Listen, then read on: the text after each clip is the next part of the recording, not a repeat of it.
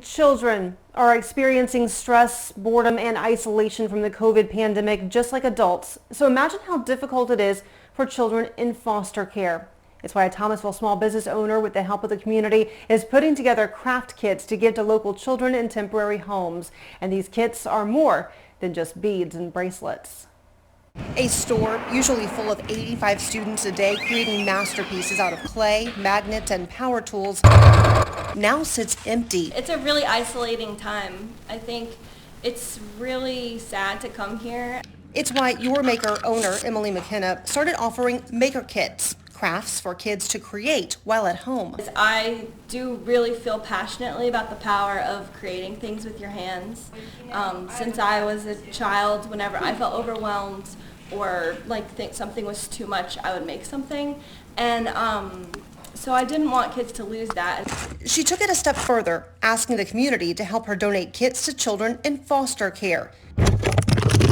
She teamed up with Never Lost, a nonprofit organization that advocates for children who've experienced abuse and neglect. Our children are already under a tremendous amount of stress just from the trauma that they've experienced and having experienced abuse and neglect. They're removed from their home, they're placed in a home that may or may not be familiar to them.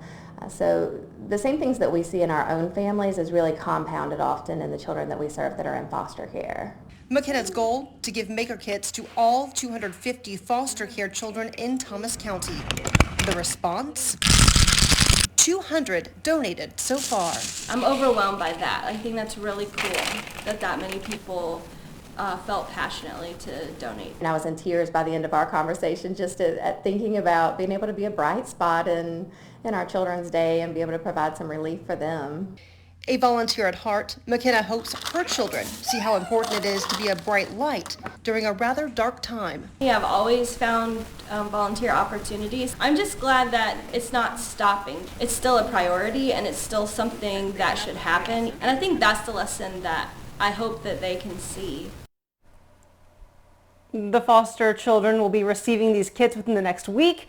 And if you'd like to donate a kit or make a donation to Never Lost, we'll put their information up on our website, WTXL.tv. And if you have a local business in South Georgia or North Florida that's doing something to help others in the community get through this pandemic, tell us about it. Just go to the We're Open tab at the top of our website, WTXL.tv, fill out a few answers, and submit it. Your business might be featured in one of our upcoming newscasts.